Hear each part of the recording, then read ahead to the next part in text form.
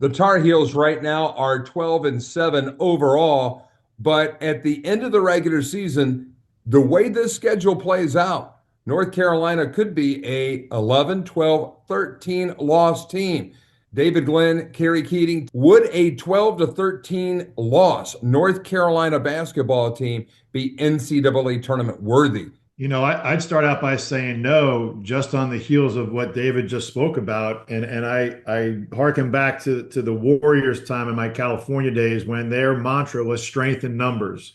When you talk about 18 to 20 team conferences and strength in numbers, those numbers better be strong in and of themselves. And just look at these three teams, Stanford, Cal, and SMU, and then compare them to Texas, Oklahoma, and Texas A&M, just in teams that have moved from traditional conferences into those respective ACC, SEC conferences. It's not even close. SMU may pretend that because obviously they're the little sister to those Texas schools in A&M and Texas. But when you look at Stanford and Cal, and I know this firsthand from my days, not just in the Pac-12 and the Pac-10, and now what's decimated into Pac-2, if you will, they don't spend money like that. They don't have that type of mindset. Yes, they're heavily leaning towards an academic school first, as every school should. But you're talking about the number one public institution in Cal. You're talking about Stanford, right? Stanford speaks for itself.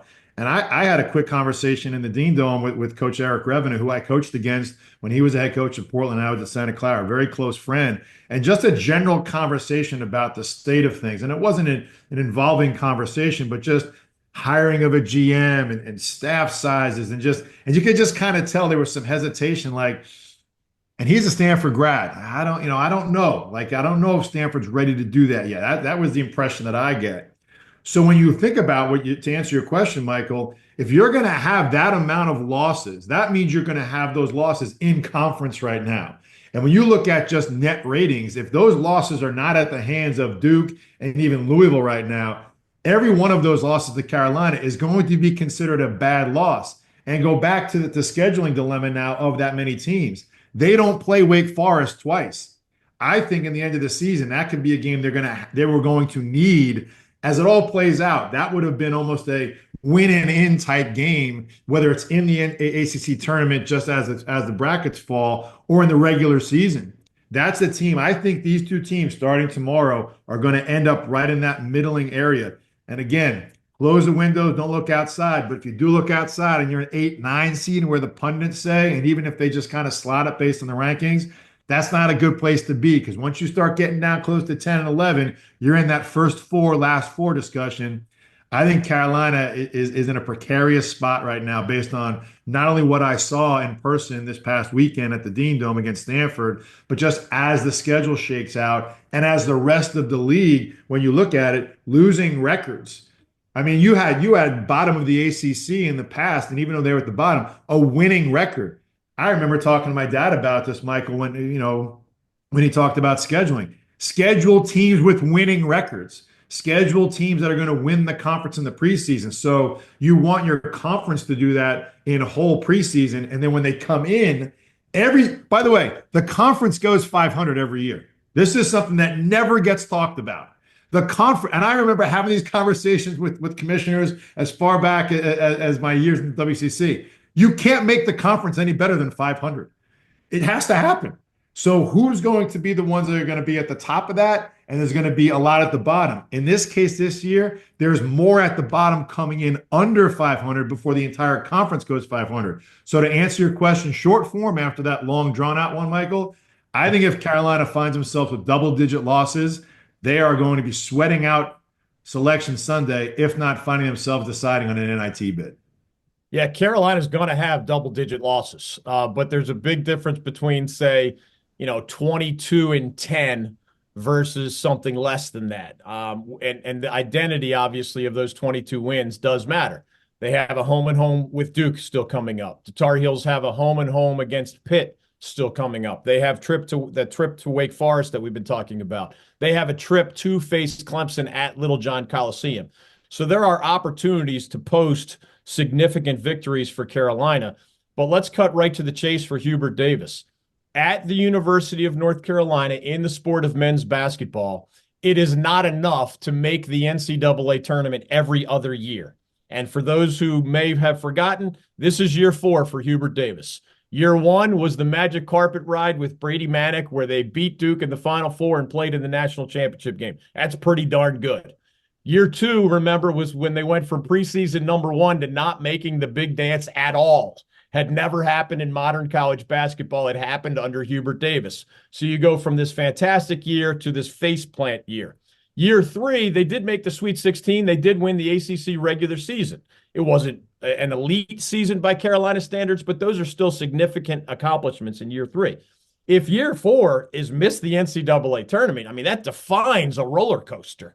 And whereas in modern college basketball, we're going to see a lot of programs ride that roller coaster. Look at Jim Larinaga at Miami, right? He goes from 2 of the best seasons in the history of the school with an Elite Eight and a Final Four appearance in 2 separate seasons after a few bad years, and then he returns to bad years. That's the definition of a roller coaster, but that's at the University of Miami. This is UNC, and you're not supposed to have those sorts of extremes in such a compact 4-year period. Carolina is good enough to make the NCAA tournament. When you have a future NBA player like Ian Jackson on your side, I think Drake Powell's going to play in the NBA someday. A returning first-team All-American in R.J. Davis, who's having his struggles. A returning starting point guard in Elliot Cadeau. Seth Trimble, a very improved player. These are the elements of an NCAA tournament team. And I'll give Hubert Davis credit. Even without a traditional big man or a traditional rim protector, he actually has the Tar Heels playing pretty good defense most of the time. It's one of the reasons Carolina is still in the upper portion of the ACC standings. But Carolina's offensive chemistry is just not very good. They don't get each other open shots nearly enough. They're a really poor three-point shooting team in conference play, even though they often have 4 guards on the floor, which is an odd combination. It's Hubert Davis's job to get these Tar Heels into the NCAA tournament. I personally think they have enough talent to join Duke and Louisville and Clemson and probably others in the big dance come Selection Sunday after the ACC tournament. But there's a lot of big games between now and then. And the bottom line is if the Heels don't continue to get better, they're going to be on the outside looking in. If they stick together, play together, and improve that backcourt chemistry, then I still think they have more talent than most in this league, and they would get to that 3rd NCAA tournament in 4 years under Hubert Davis. We've talked about that before in terms of the Carolina system implemented by Coach Smith, carried on by Coach Williams, kind of used a little bit by Matt Doherty and Bill Guthridge, but really not used in whole by Hubert Davis. Whereas that could be an answer, a large part of that being the answer is the personnel that you have. And that personnel, as we discussed, requires 2 big men, at least 2 of the same big men that can play in the same position. Washington and Lubin may not be of that ilk just yet. Whether they develop into that or not remains to be seen. But from my vantage point, I think if you're making an adjustment, if you feel the need to make the adjustment just from a simple tweak from a Carolina offensive standpoint, in the beginning of the game, if you didn't know any different and you had some semblance of an idea of how it works, you would think RJ Davis is the point guard. And I actually think that's what they need to do now. I went last week and talked about RJ being an attacking guard, getting to the free throw line from a scoring perspective. But early on, and this may just been a result of how Stanford plays. Stanford plays a switching 1 through 4 defense, and they protect Reynaud by having him in drop coverage. Drop coverage meaning he's not going to go out and pressure a 5-man. He's not going to go out and hedge a ball screen. He's not going to double. And they need to keep him on the floor, and that works for the most part.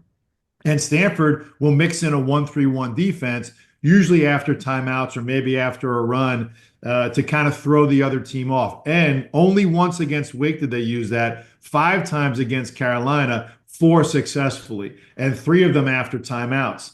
And I'm going back to the point about RJ. 4 assists in the first, I think, 8 or 9 minutes of the game was really good. Not Hunter Salas good and the clinic that Hunter Salas put on against the ice ball coverage against Reynaud to the tune of 30 points and I think 20 in the second half, 16 in the last 10. But RJ looked under control. He was getting to the rim, and Lubin and Washington can catch and make layups. even though the one layup that Washington didn't make in the second half resulted in him not playing for the rest of the game because Hubert just lost his mind and he went with Lubin the rest of the way. I think the switch here is to put the ball in RJ's hands earlier. Clearly, he can make the right decisions. Clearly, he's a threat with the ball in his hands, whether it's pounding it into the floor to wait for a shot, or attacking, or pulling up for three. And I'm not saying it's a 1-on-5 deal and you just kind of throw Jackson and everyone else out the window here. But I think there's a comfort level that I saw in RJ with the ball in his hands as a point guard that may need some more time and some more minutes throughout the course of the game, if not the beginning of the game, to set a tone. It's an interesting position that they're in because there is talent on the floor, but it is clearly disconnected.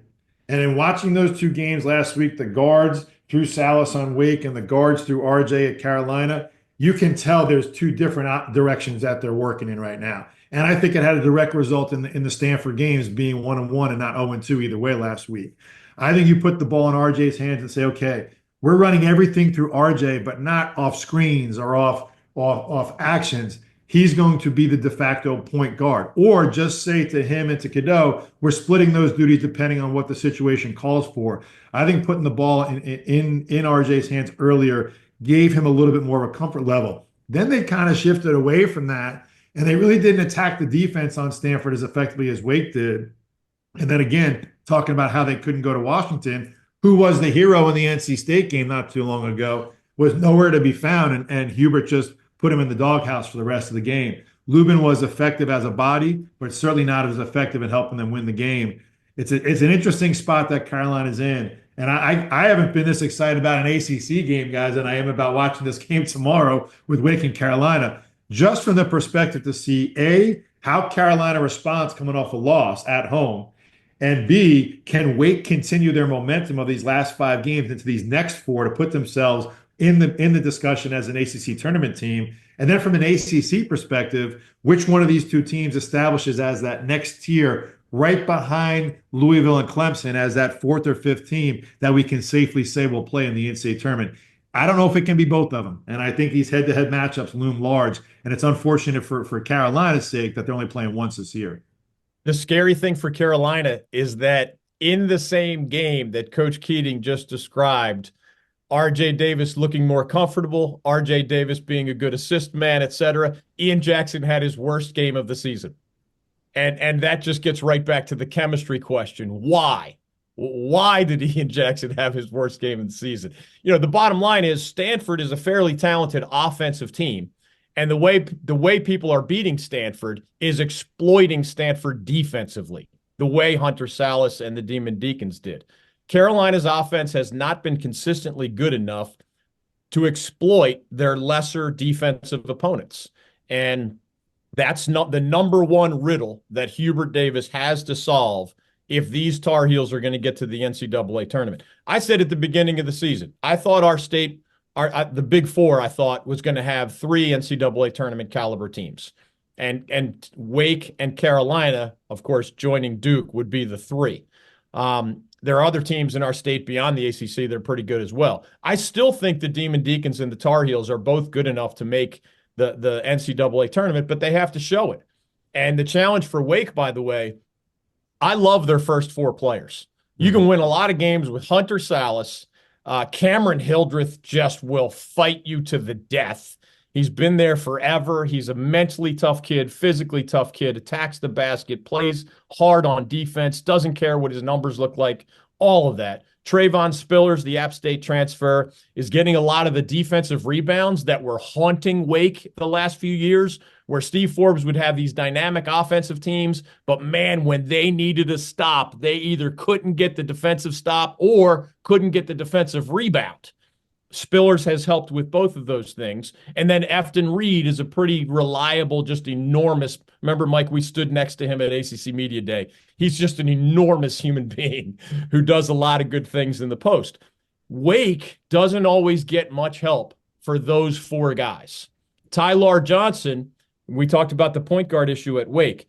Tylar Johnson had games earlier this season where he played 0 minutes. For the last 5 games, the same 5 that Coach Keating just circled as the Demon Deacons' 5-game winning streak, Tyler Johnson got his first 5 starts of his Wake career after playing 0 minutes a month and a half ago. That's a pretty big in-season shift that you do not see very often. Guys don't go from playing 2 minutes to 30-some as the starter 5 games in a row. That's unusual. Now, he had some physical things going on, so that contributed to it. But Tyler Johnson's not an elite player. But the cogs in the machine at Wake work better when he's out there. And Hunter Salas is that better version of Hunter Salas. And Hildreth is that better version of Hildreth. And Tyler doesn't need big numbers to be a significant contributor. So Wake is finding its chemistry, to me, against some lesser opponents. I mean, that stretch coach outlined of Carolina and then Duke and Winston-Salem and then Louisville and Pitt, like those 4 games are a lot harder than the 5 that the Deacs just won. So we have to realize the opponent does matter. But the chemistry factor, the confidence factor, the continuity is snowballing in the right direction at Wake, it's seemingly, whereas Carolina, those snowballs are flying in every direction at this point, and Hubert Davis needs to change that.